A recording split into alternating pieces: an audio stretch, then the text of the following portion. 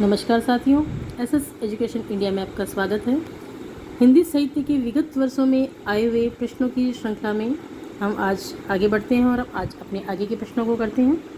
आज का हमारा प्रश्न है, इनमें से किस साहित्य इतिहास ग्रंथ को किशोरीलाल गुप्त ने हिंदी साहित्य का प्रथम इतिहास नाम से अनुवाद करके प्रकाशित करवाया?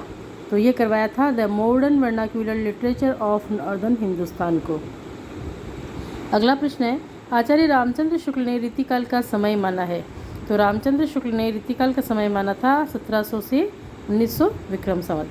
तो देखिए, आदिकाल का समय इन्होंने माना था 1050 से 1375, पूर्व मध्यकाल यानी भक्तिकाल का माना था 1375 से 1700, रीतिकाल का माना था 1700 से 1900 और आधुनिक काल यानी गद्यकाल का माना था 1900 से 1984 विक्रम संवत। अगला हमारा प्रश्न है, निम्नलिखित में से किसने हिंदी साहित्य का इतिहास नहीं लिखा?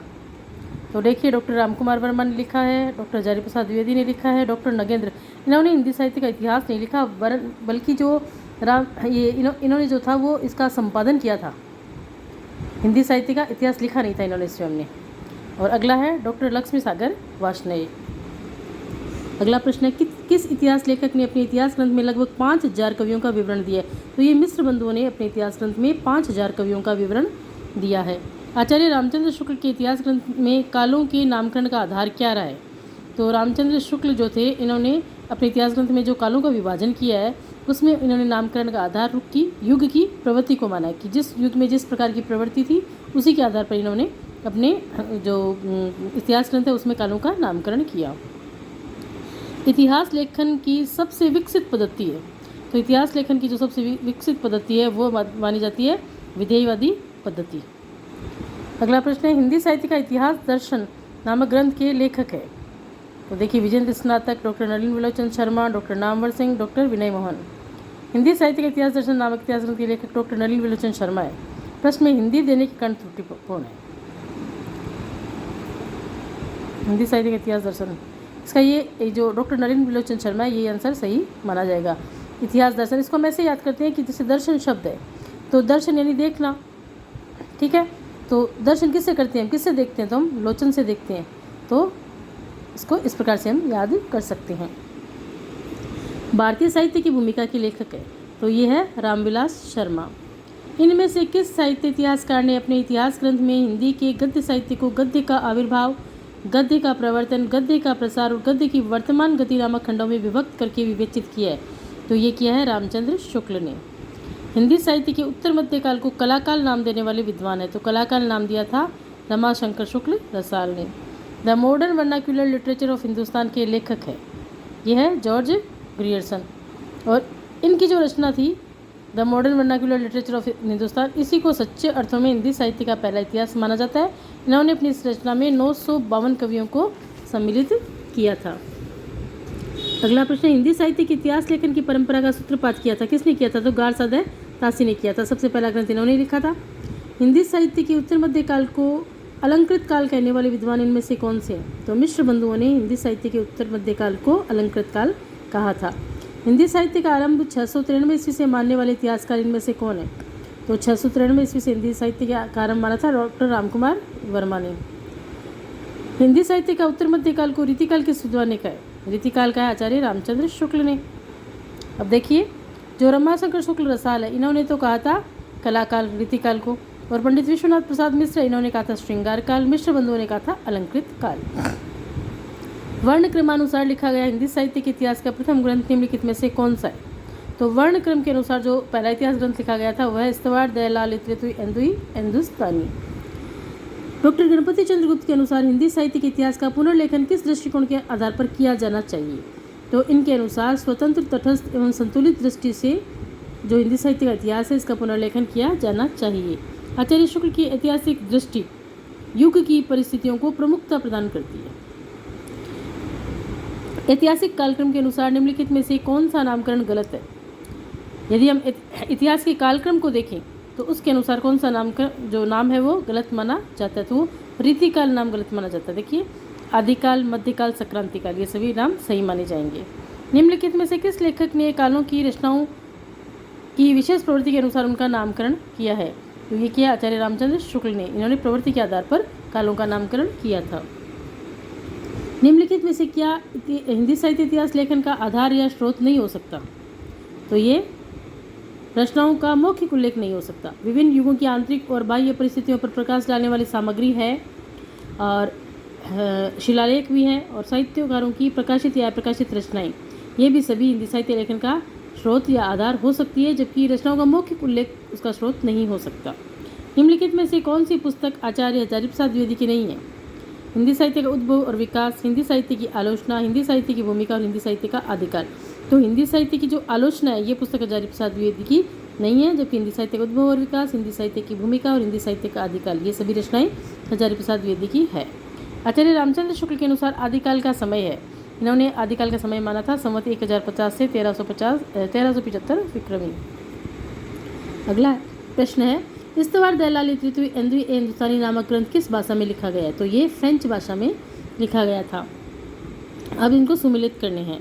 तो देखिए, सिद्ध सामंत काल ये नाम दिया था राहुल सांकृत्यायन ने, चारण काल नाम दिया था जॉर्ज ग्रियर्सन ने, प्रारंभिक काल दिया था मिश्र बंधुओं ने और आदिकाल दिया था हजारीप्रसाद द्विवेदी ने। ये जो हिंदी साहित्य का प्रारंभिक काल है, प्रथम काल है, उसके सारे नाम है।